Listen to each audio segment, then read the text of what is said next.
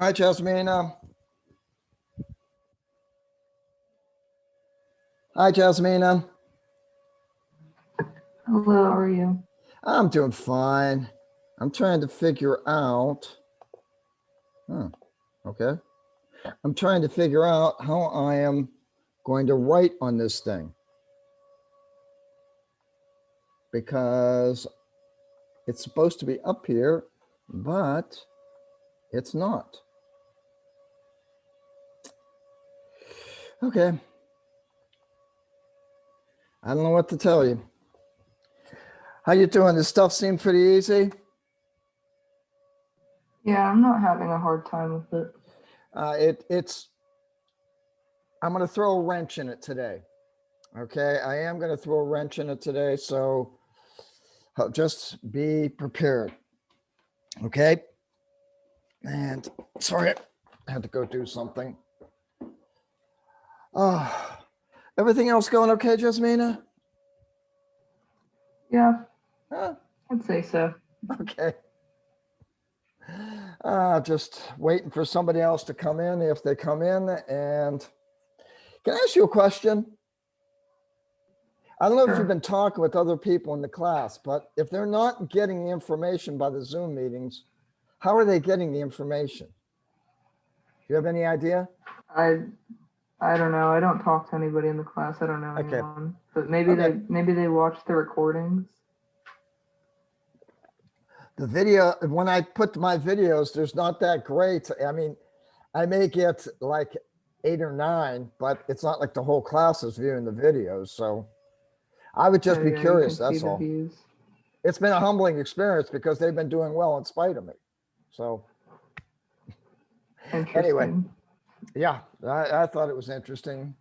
So I'm about to get started with this crap. I can't. I'm trying to get.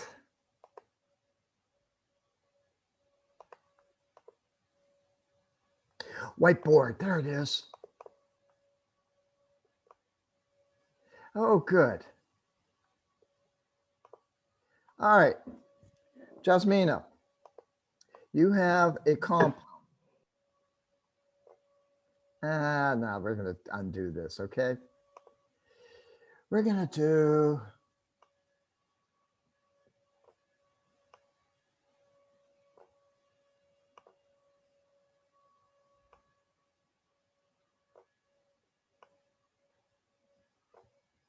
Okay, we're going to do that compound.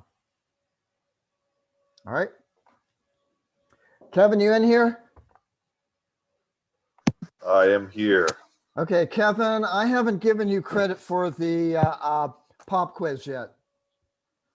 Basically, I graded them a long time ago, and I just basically I haven't been upkeeping them, so it will be graded today. David Rodriguez made a note to me, so there were 3 of you whose pop quizzes I haven't graded yet. All right. Okie dokie. Okay, guys. Ian popped in for a second, but I don't know where he's at.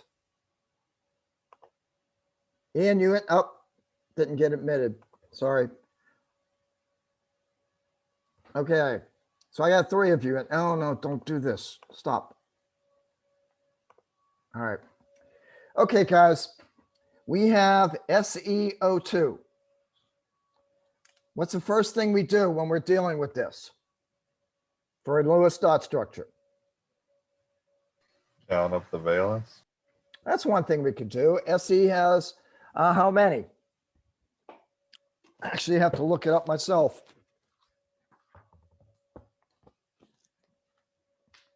How many does Se have, guys? Is it 6? 6. Is it? I'm not sure. Yep. Good guess. 6 plus. How many does oxygen have? 6.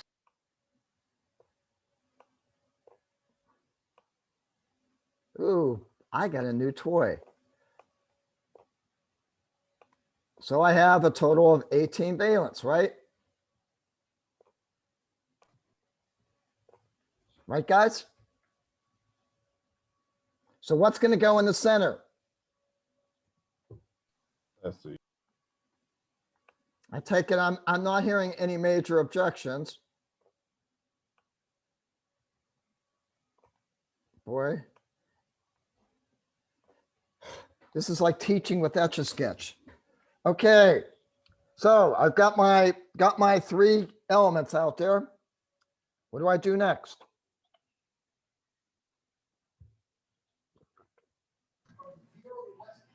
Bond to the Se with the electrons from the oxygen.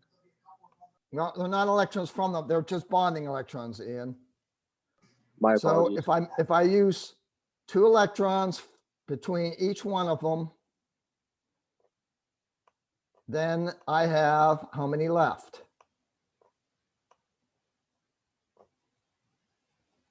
Bad. 14. 14, thank you. I'll do it this way. So I have 14 left. Where do those go?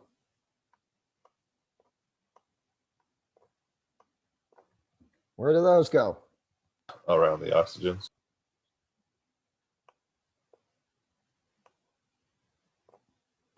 2, 4, 6, 8, 10, 12. Is this better than my program, than the PowerPoint at this point? Or not? Kind of. Kind of, okay. So I got 2 left. Where do those 2 go?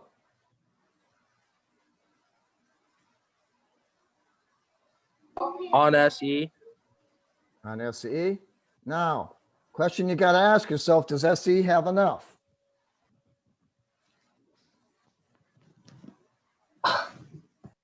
No. So I got to take one of these guys. I'm going to put it down in here to make a double bond. So SeO2 looks just the same as SO2,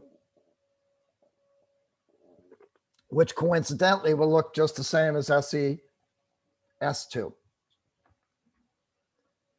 Any questions?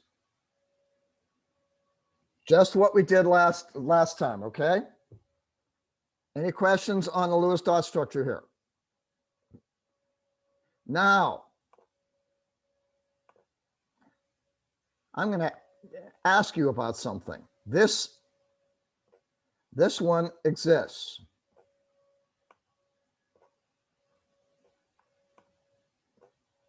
This compound exists. Okay? How many valence electrons does beryllium have?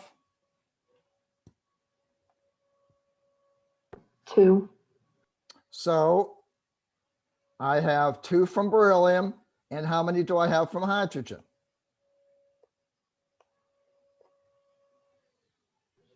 2 total. 2 total. So I've got 4 total valence electrons. Now, this compound does exist. I have to put one between my left hydrogen and one between my right hydrogen.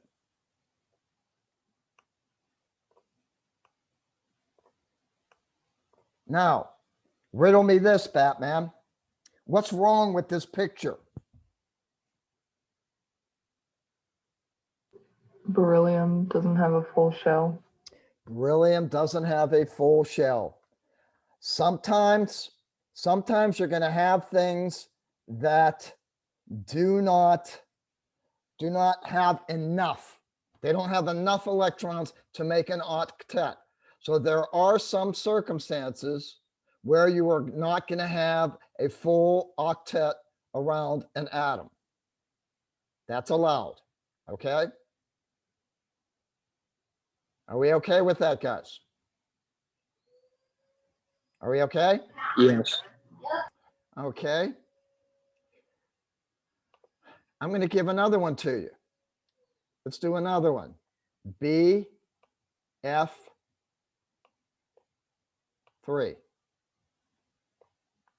Boron has 5. Fluorine has 21. So we have 26 electrons. Okay. Boron in the center. F, F, and F. Okay. Now, Ian, what do I have to do next? Put the bond between the fluorine and the boron, and then Okay. do the. How many does that leave me? How many electrons does that leave me? 20. 20. Okay. So, putting them around the terminal, right? Right.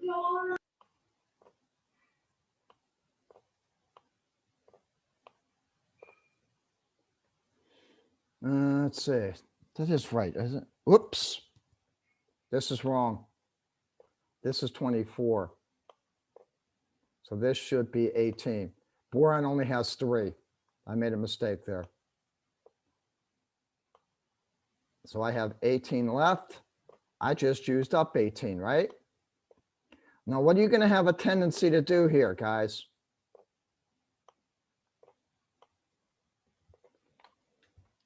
Does boron have enough electrons around it?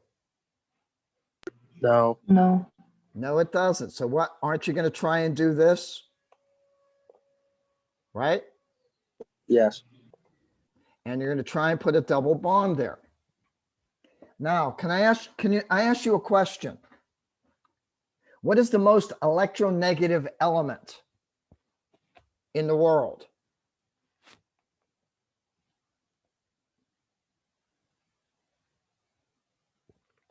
Come on, you got a choice there, guys.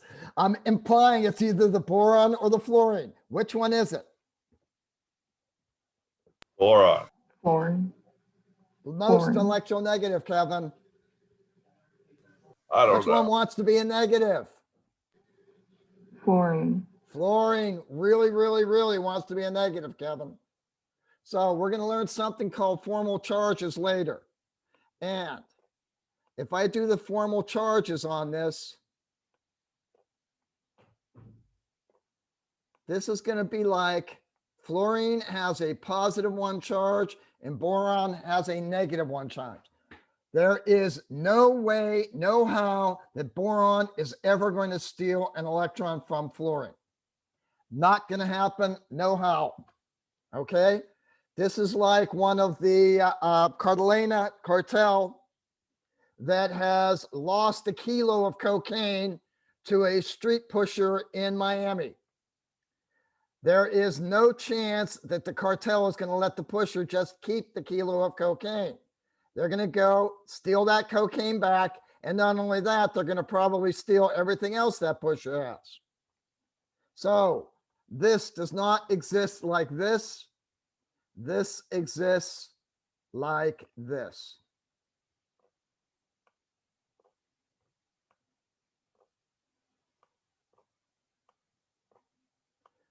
And it does not have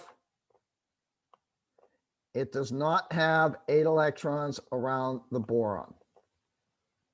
And these are going like this. Does this make sense to you guys? Sometimes there are exceptions to things. And when we get into Vesper, you will learn that when we actually look at the shape of this is trigonal planar, which is predicted by this Lewis dot structure. Okay? It's predicted by that along with the bond angles being all 120 degrees. Now I got another thing. Okay? I have this guy. That was a 2. 5 from nitrogen, 12 from oxygen. I have 17 valence electrons. I draw the N in the center, 2 O's. No, no, no, no, no, no. Undo. Thank you. 2 O's.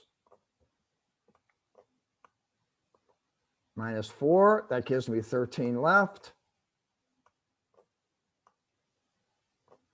2, 4, 6, 8, 10, 12.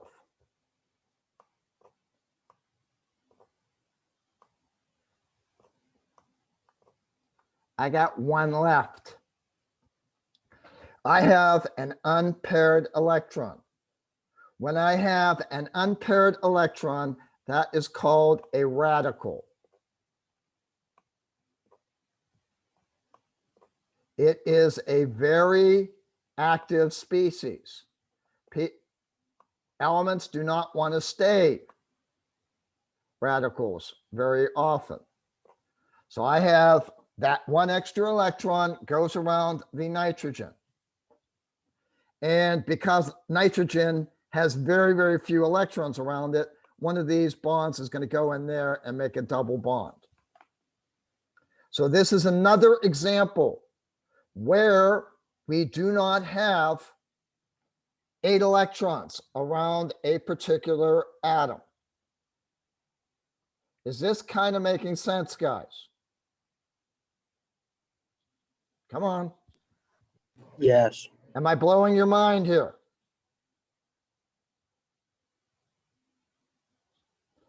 I got one more thing to do. Say I have this monster.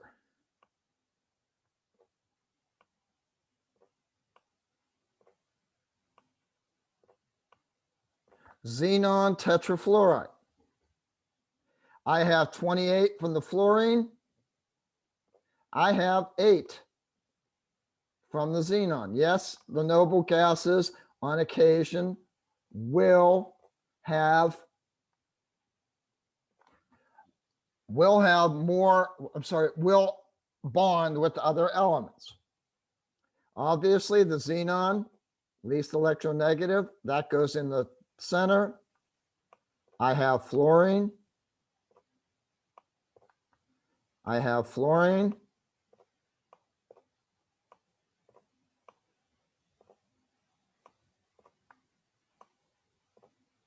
And I have fluorine.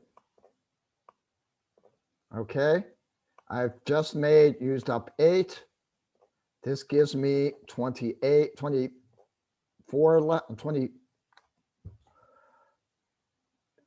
28 left. Yes, I can add. Okay, that is an 8, by the way. 2, 4, 6, 8, 10, 12, 14, 16, 18, 20, 22, 24.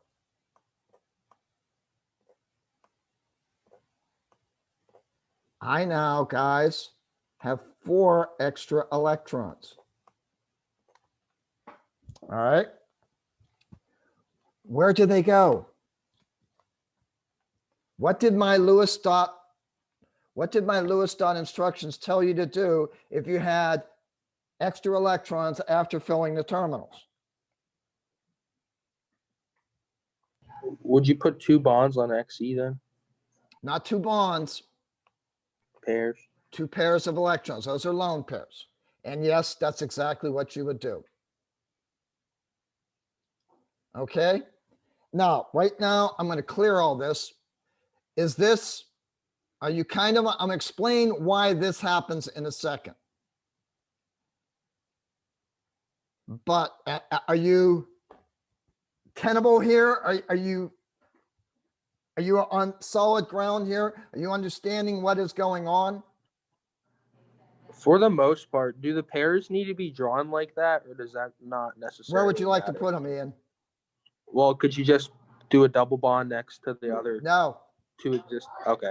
If I put a double bond here, right, Ian? If I put a double bond, where you're going to pull one away from here? Or are you just okay, going to I leave get the it now. double bond there? If you just leave the double bond there, that gives fluorine with 10 electrons and xenon with, if I put a double bond here and a double bond here, that means the fluorine has 10, the xenon has 12, and the other fluorine has 10. Okay. That All makes right, sense. so that's just a bit too much. Just when you have extra electrons, like we have here, put them on the center atom.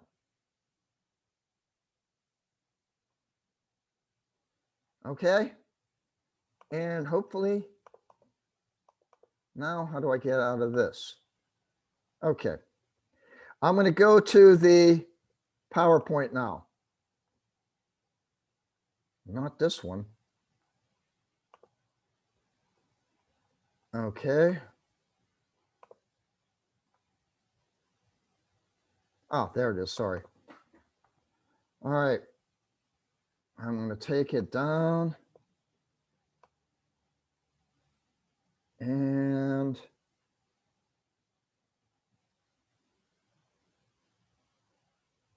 no, I don't want to go that far. Where do I want to go? Formal charge? Nope.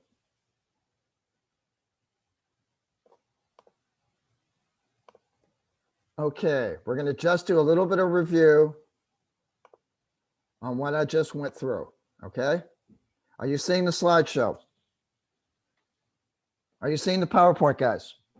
Yes. All right. Now, there are 3 exceptions. One, the center atom can have fewer than 8 electrons. Basically, if you don't have the electrons to give to the center atom and the molecule exists, then it has to exist just as you're seeing it right there. Okay? It can have less than 8 due to a shortage. It can have less than 8 due to parameters, like I showed you with that BF3, where it is not reasonable to expect boron to have a negative charge when it's placed next to fluorine. Second exception to the octet rule. If the molecule itself has an odd number of electrons, if it has an odd number of electrons, we can't pair them all up. If we can't pair them all up, one has to exist by itself. That is called a free radical.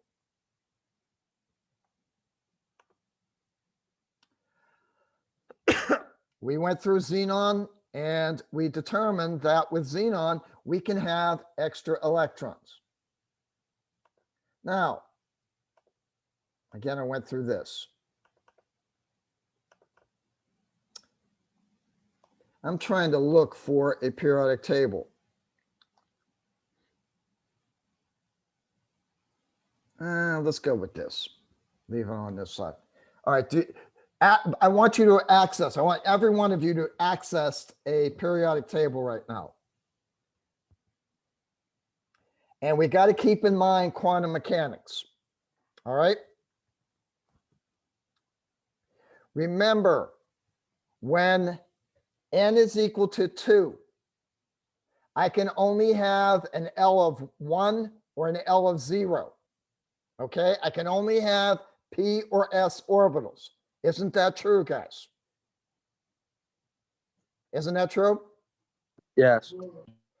However, if my n is equal to 3, I can have d, p, and s orbitals. Is that true? Is that true, guys? Yes. So in my third shell, I can have d orbitals floating around. Is that true? Yes. All right. Second shell, there are no d orbitals. No d orbitals in the second shell. So I cannot access d orbitals with my second shell electrons. Like everything, if you're looking at the periodic table, everything from lithium through neon, I cannot have more than 8 electrons around my center atom. However, if I'm looking at the third shell, sodium through argon, there is a d orbital there. So I can access those orbitals And if I can access those orbitals, that means the elements in that third shell, especially aluminum, especially phosphorus, sulfur, and chlorine, they can access a d orbital and have more than 8 electrons around the center atom. Everything from the third shell down can do this.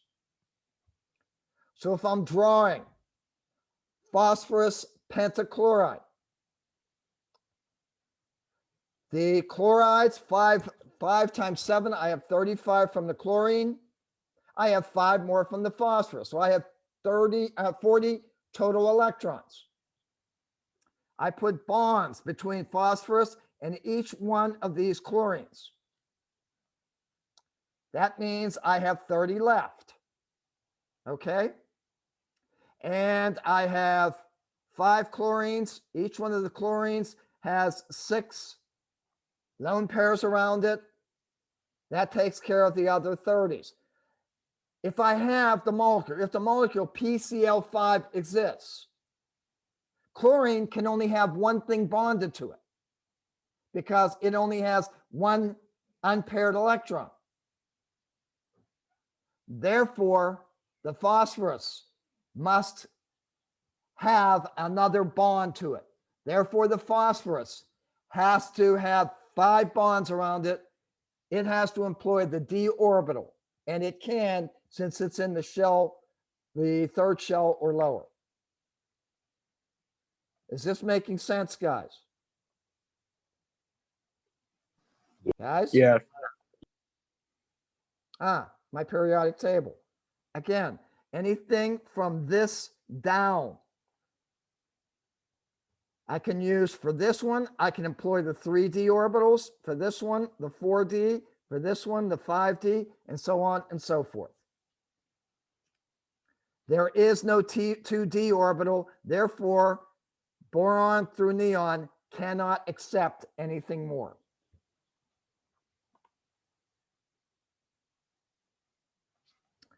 So what will happen is we will be able to put more things around the center atom. Okay. If we draw a Lewis dot structure of PO4, we can draw one that looks like the drawing on the left. Does that look okay to you, guys? Is that a valid Lewis dot structure?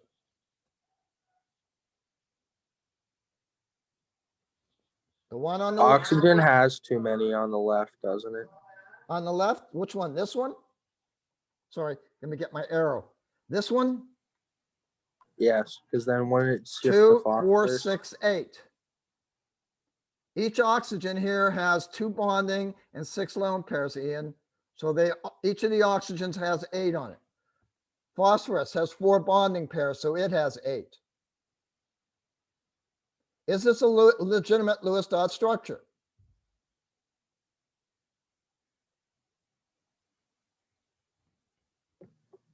This is a legitimate Lewis dot structure, but we can draw it with one of the oxygens double bonded to the phosphorus. Yes, we now have violated the octet rule, but we have also eliminated the charge on phosphorus. We've eliminated the charge on the oxygen. Because we've eliminated the charges, the one on the right is more stable than the one on the left. Keep in mind, if I give you PO4 3-, and you draw me the left one, I'll give you credit for it. Although I'll make a note that this one is the more better drawing.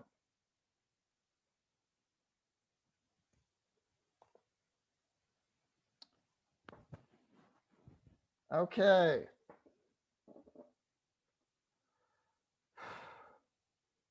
Jasmina. Which one? A through H. Which one do you want? I'll just take A. Okay. That's too easy, Jasmina. I just drew BF3, something other than A. Okay, E. All right, Kevin, Yes. which one do you want? Not A. Okay, I'll take G. No, it's already been drawn. I'll take, I guess, H. Okay, make sure you remember that little note. One of the oxygens has the hydrogen attached to it, okay? All right, Kevin? Roger. Okay, that's HCO3 and KRF2. And I'll take C. it was just drawn, D.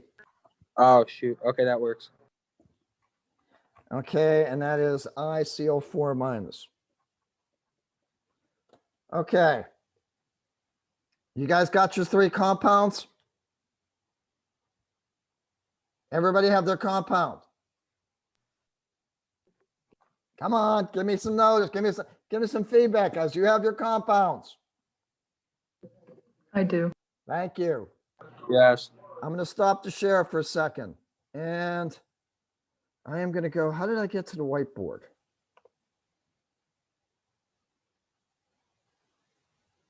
Oh, that's how I got it. Yeah, that's where I went. Okay, undo. Clear all drawings.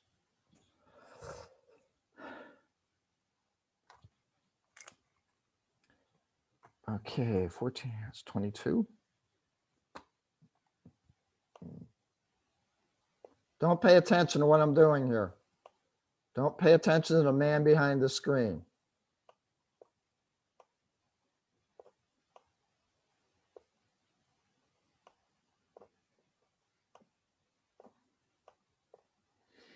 $22, that's 18.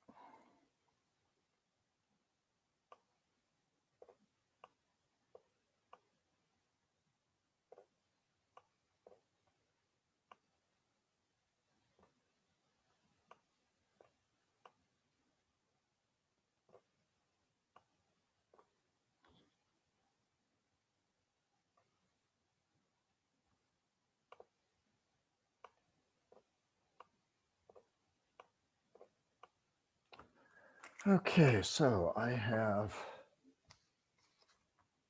18.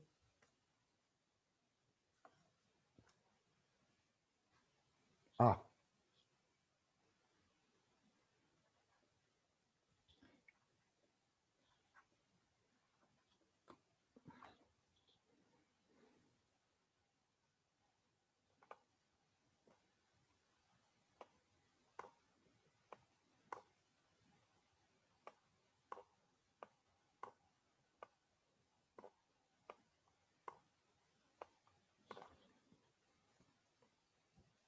eighteen, 24.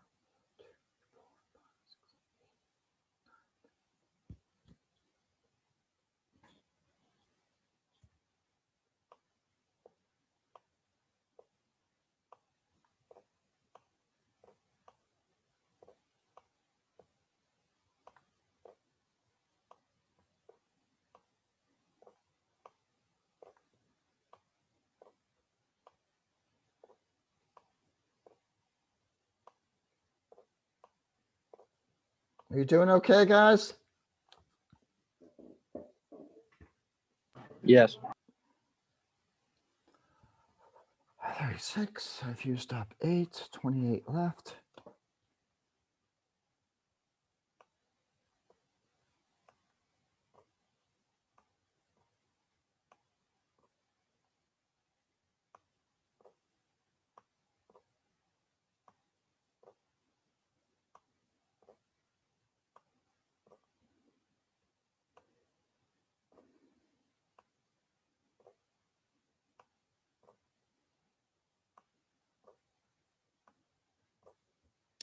All right.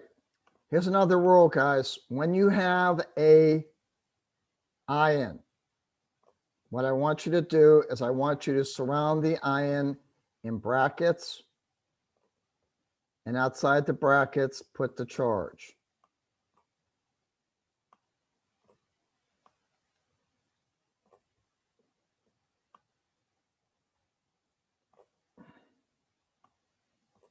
How good did you do, guys?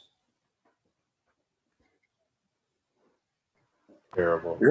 127 minus 24 be 3 for the iodine and chlorine.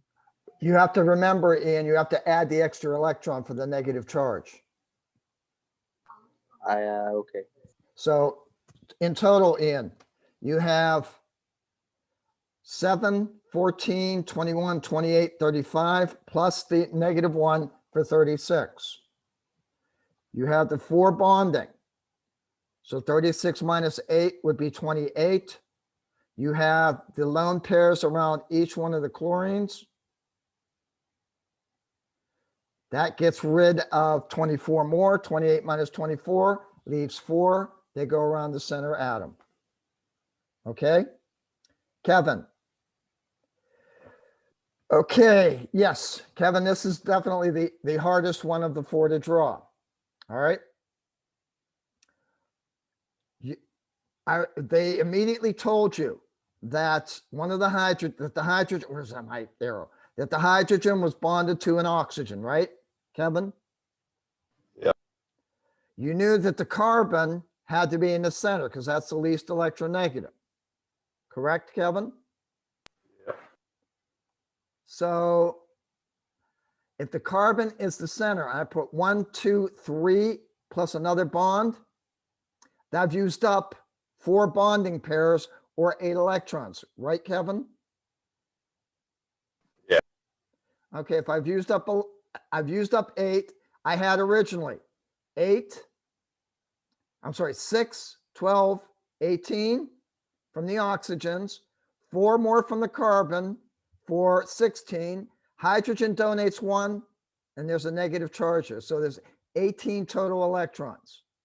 We got 1, 2, 3, 4. I've used up 8 of them. I only have 10 left. Okay. I put 1, 2, 3, 4, 5, 6. Wait. And I How'd know you this get is- 18? No, there should be. I'm sorry. That's why I'm screwing up right now. Thank you, Kevin. 6, 12, 18 plus 4 for 22, plus another 1 from hydrogen, 23, plus a negative charge, 24. Okay, Kevin?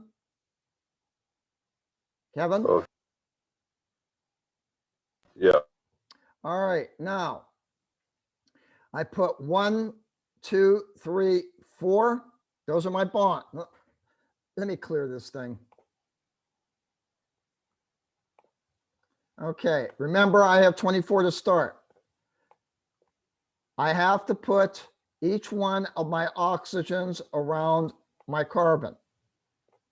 And the instructions told you that the hydrogen was bonded to the oxygen. Right, Kevin? Yeah. So I had 24. I just used up 2, 4, 6, 8 of them. I have 16 left. Okay. 1, 2, 3, 4, 5, 6. I have 12 left. I have to figure out how I'm going to distribute these next 4 electrons. Oxygen's much more electronegative than carbon, so I'm going to put them around the oxygen here. So I literally have now run out of electrons, but my carbon only has 3 bonds around it. So I'm going to take this put it in there for a double bond. And then again, since it's an ion, I got to put brackets around the whole thing and a 1 minus here. Did that make sense, Kevin? Yep. Okay. Jasmina, you had KRF2?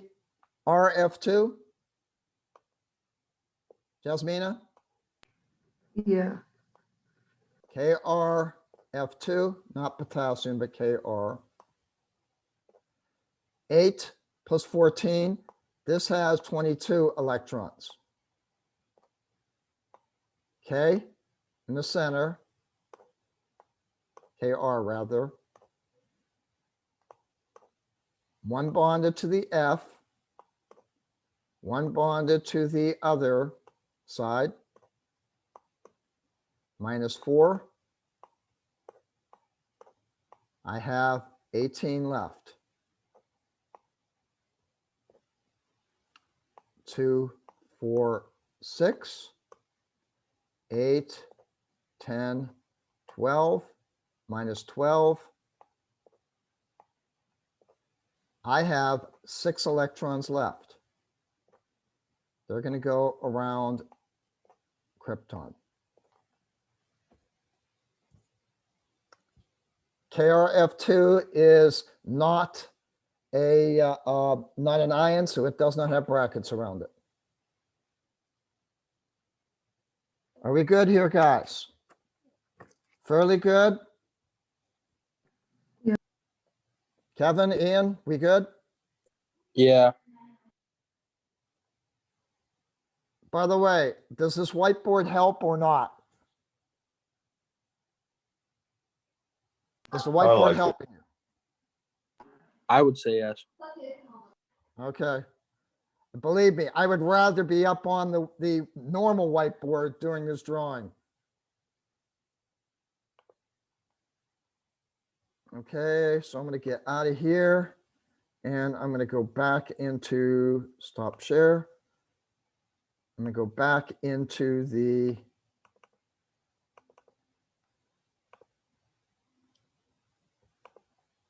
okay, guys, I can't tell you enough. I like the organic tutor better than Khan Academy, but the guy has a dry voice that is monotone. I like him because he goes through step-by-step things. Khan Academy is also good. If you're having any trouble, I got to encourage you, go to those 2 videos. I have them in the online outline. Okay. We have CO2. Okay. We can draw CO2 in 3 different ways. I haven't drawn the terminal atoms here, the electrons around the terminal atoms, but I can draw it with 2 double bonds. I can draw it with a triple bond between the carbon and the right oxygen. I can draw it with a triple bond between the carbon and the left. One of them has to be better than the other ones.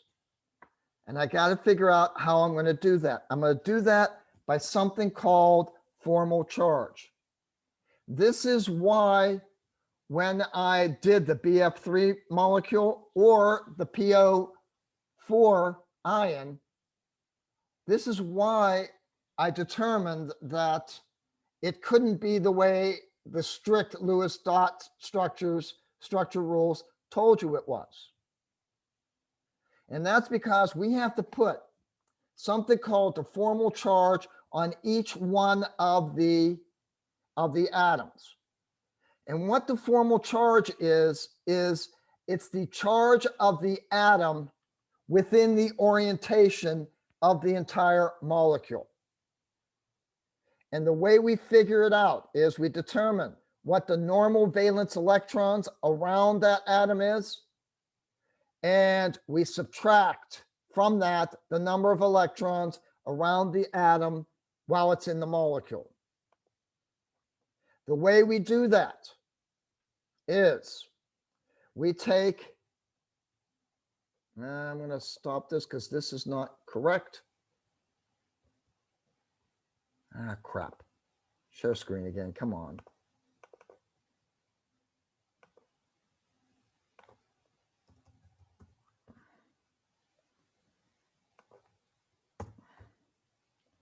Okay.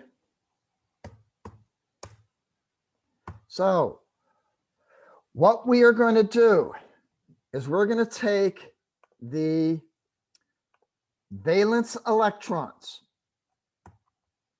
and we are going to subtract from the valence electrons that are in the atom as it appears in the periodic chart. Then we're going to look at the atom as it exists in a molecule. We're going to count the lone pair electrons, not the lone pairs, the lone pair electrons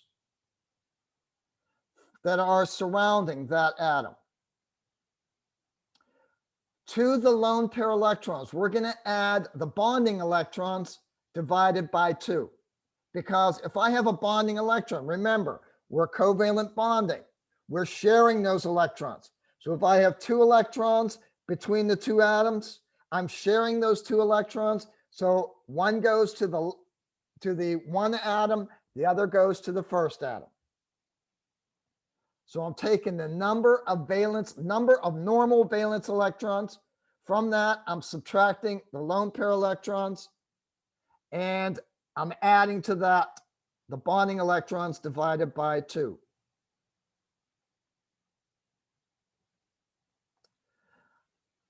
If you want another way to determine the number of valence electrons the element would normally have, count the electrons around that element. But you got to remember that the bonds share the electrons. So every time you see a bond, it only counts as 1 electron per bond, 2 for lone pairs. So if I'm looking at my xenon here, xenon normally has 8 valence electrons. I got 2 electrons from each one of the lone pairs. So that's 8 minus 4. Plus 1, 2, 3, 4 bonding. 4 plus 4 is 8. 8 minus 8. The charge on the xenon is 0. Okay. I don't like this as well. I'm going to stop this and I'm going to go back to the whiteboard. Okay, I'm drawing 2 molecules.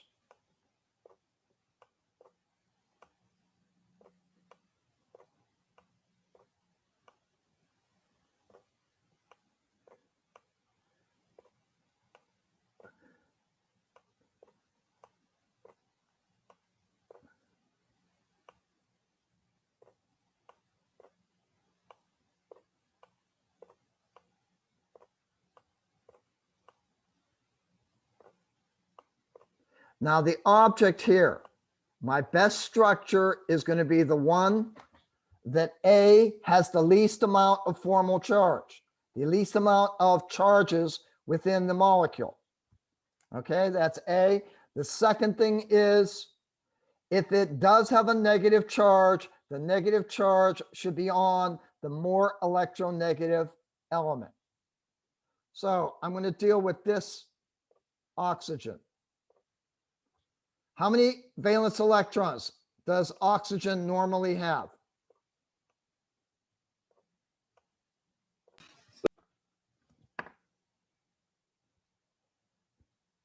Come on, you can do it. How many valence electrons does oxygen have? 6. 6. Okay, now, Kevin, how many lone pair electrons does this oxygen have? Remember, each line stands for 2 electrons. 6. 2, 4, 6. Oops.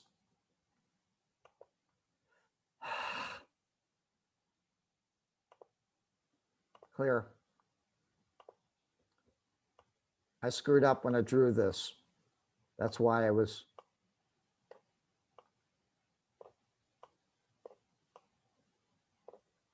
I put 3 lone pairs around it.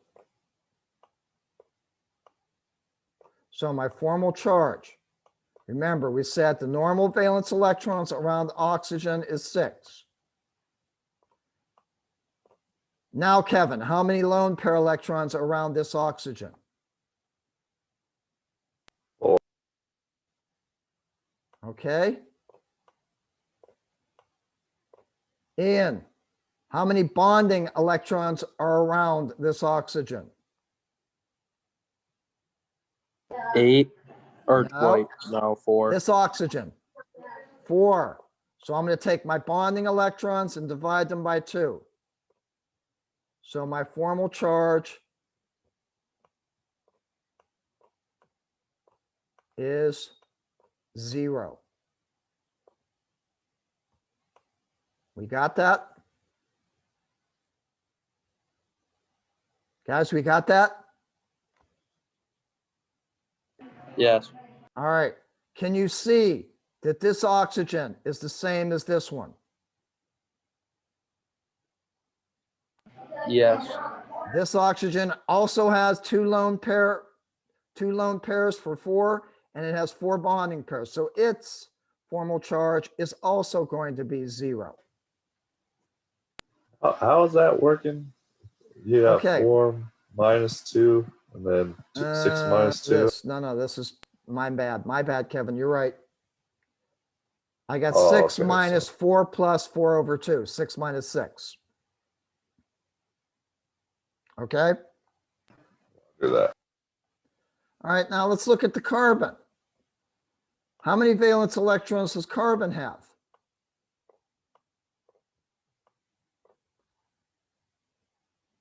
Four. Does this carbon have any lone pairs? Any lone pair electrons around the center carbon there? Negative. How many bonding electrons does it have? 8.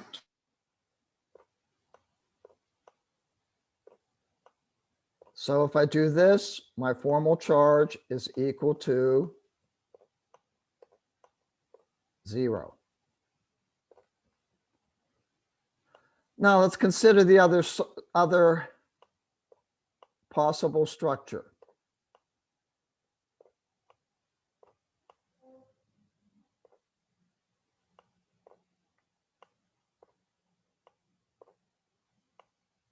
We're going to first consider the left one.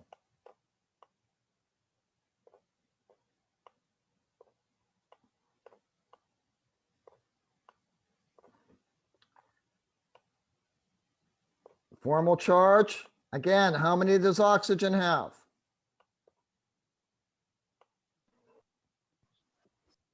Come on, guys, work with me. Faster you work with me, faster we can get through this and get through stuff you need to know. How many valence electrons? How many did it have before, guys? 6. Thank you.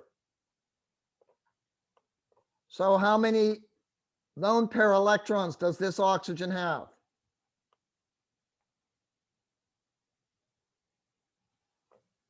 2. Thank you. How many bonding electrons does it have? 6. So what is the formal charge on that oxygen? 1. Positive 1.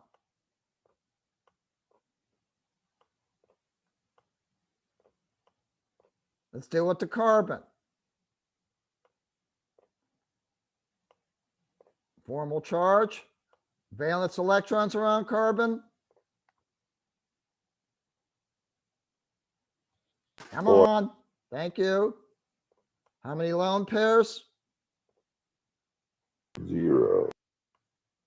Bonding electrons? 8.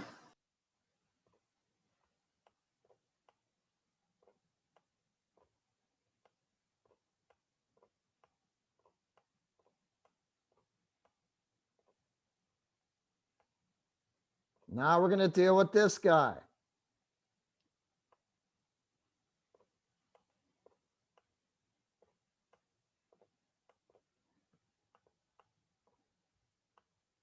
I hate Etch-a-Sketch. I used to hate it as a kid too. Valence electrons around oxygen, guys. 6. Thank you, Kevin. Now, how many lone pairs does this oxygen have? How many lone pair electrons? 6. How many bonding electrons? 2.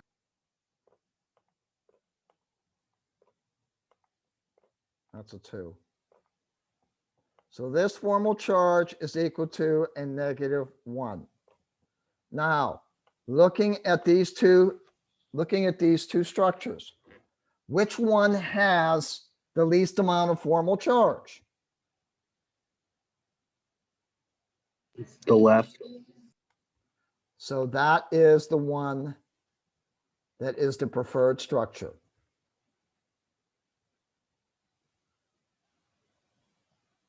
Again, is this making sense to you?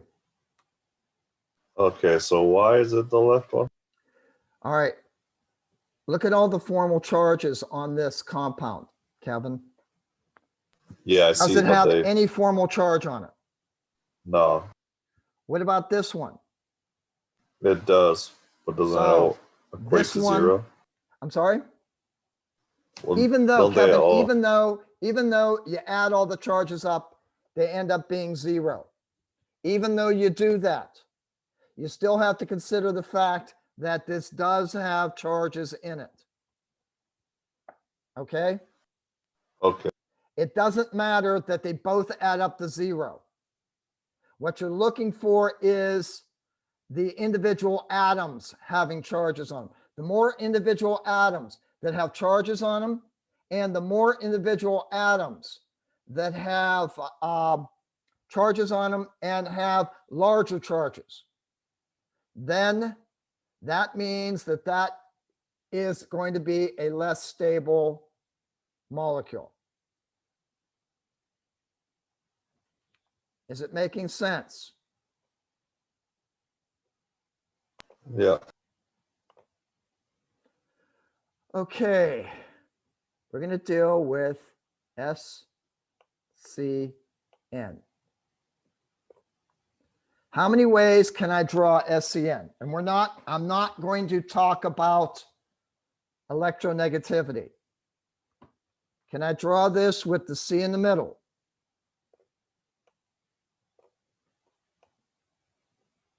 Can I? Can I draw it with the S in the middle? And can I draw it with the N in the middle?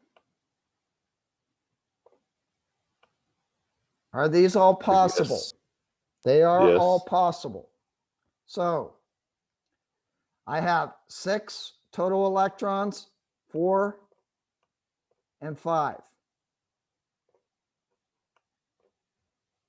And this is a -1 ion. So I have a total of 6, 4, 5, and 1. I have a total of 16 electrons, correct, ladies and gentlemen? that is correct. All right. So I'm just going to do this real quick and draw them all out for you. It's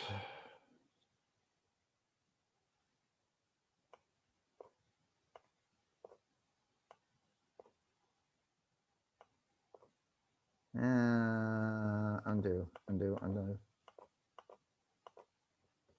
Okay.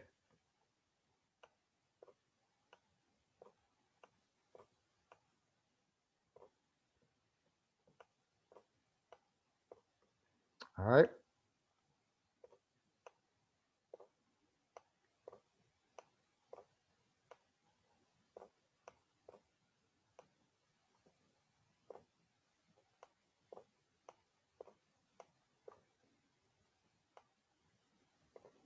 And I can draw this way, can't I?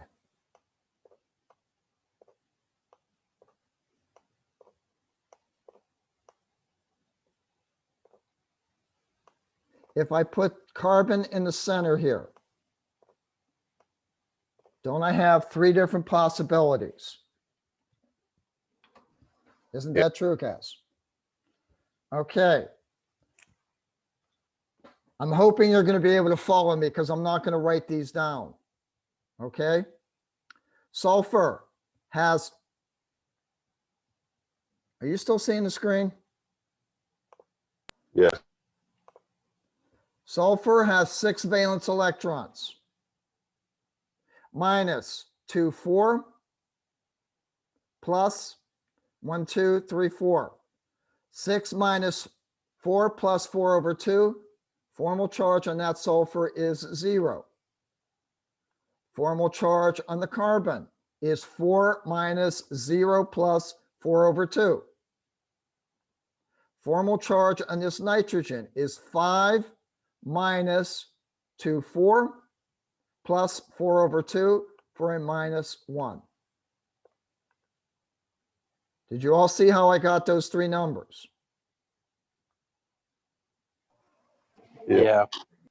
All right, if I'm dealing with this sulfur, 6 minus 2 plus 6 over 2. So this is a plus 1. This carbon is 4 minus 0 plus 8 over 2 for 0. This nitrogen is 5 minus 6 plus 2 over 2 or 7. It's a minus 2 charge. This sulfur is 6 minus 6 plus 6 plus 2 over 2 for a minus 1. Carbon, again, is going to be 0. My nitrogen is 5 minus 2 plus 5 minus 2 plus 6 over 2 or 0. Again, I can draw this the same way I did that.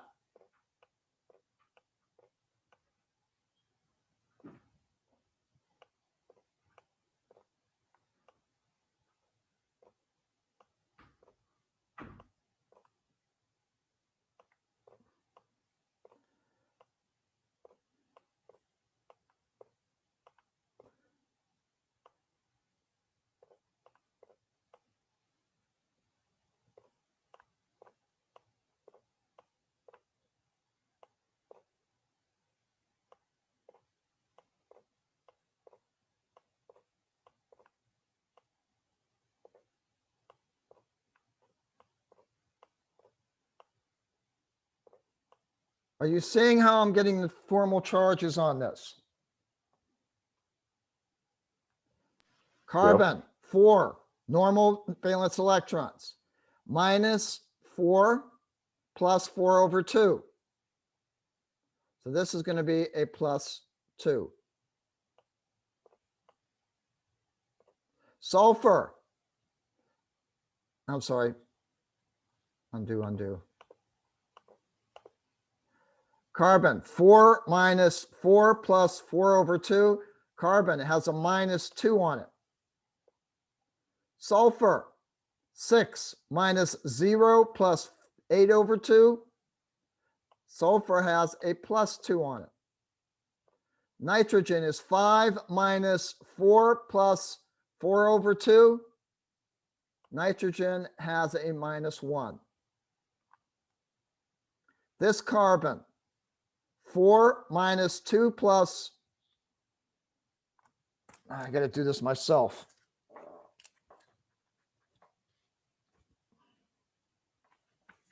This carbon has a minus 1 on it.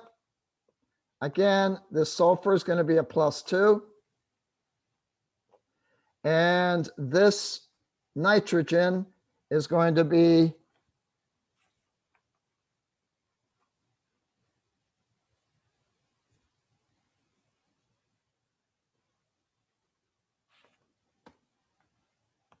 a minus 2. This carbon is going to be a minus 2, 0, plus 1.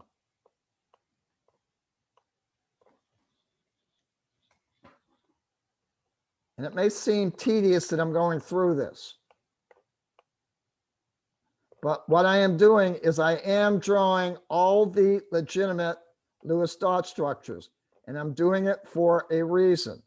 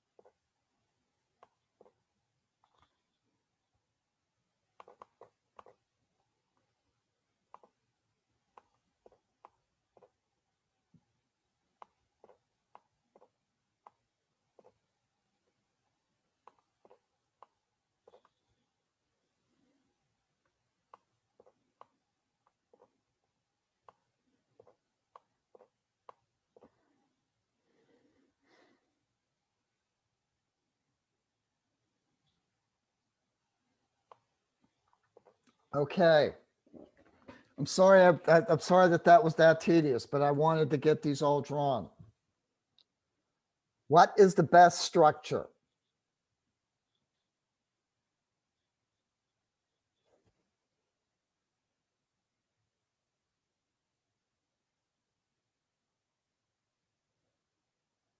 Isn't it the first one? SCN?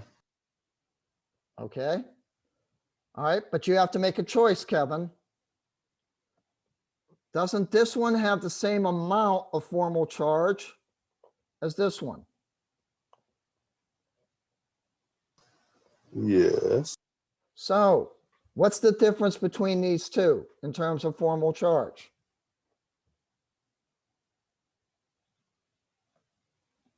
Where's the negative charge?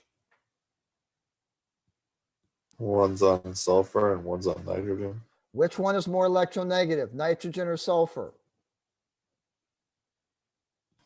I don't know. Somebody help him. Nitrogen. Nitrogen is more electronegative. So if nitrogen is more electronegative, this is the preferred structure. And I want to point something else to you. Remember when I was talking at the very beginning? At the very beginning of Lewis dot structures, remember I told you to put the least electronegative in the center? Look at all these guys where we didn't put the least electronegative in the center. Look at all of them. Don't they have bunches and bunches of formal charges on them? Don't they? Yeah. This is why we put the least electronegative in the center. If we put the least electronegative in the center, that eliminates a lot of the formal charge difficulties that we have. Guys, it's time. I didn't get nearly as far as I wanted with this. I didn't get as nearly as far as I wanted with it. I wanted to get done with Lewis dots. And